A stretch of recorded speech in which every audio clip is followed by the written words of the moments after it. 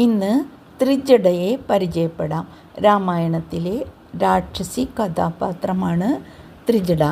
രാവണൻ സീതയെ കട്ടുകൊണ്ടുപോയി അശോകവനത്തിലാണല്ലോ താമസിപ്പിച്ചത്. അപ്പോൾ കാവലിനായിട്ട് ഇരുത്തിയതാണ് ഈ ത്രിജടയെ.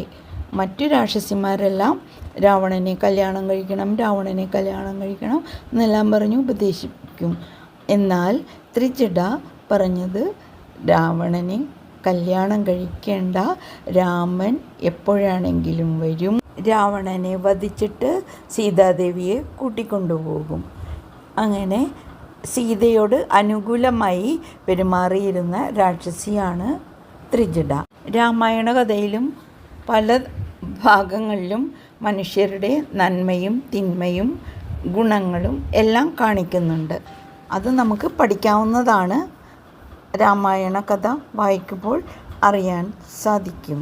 ഈ ത്രിജട ആരാണെന്ന് മനസ്സിലായില്ലേ? രാവണൻ്റെ സഹോദരൻ വിഭീഷണനുണ്ട്.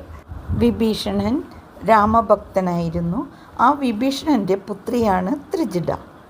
നമുക്കും ചില ദുഃഖങ്ങളൊക്കെ വരുമ്പോഴേക്കും ചിലരൊക്കെ ആശ്വസിപ്പിക്കാൻ എത്താറില്ലേ?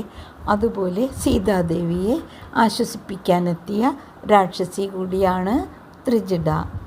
നമുക്ക് ത്രിജടയെ ഇഷ്ടപ്പെടാമല്ലേ? കുപ്പുകയോടെ ലക്ഷ്മി ശിവ്.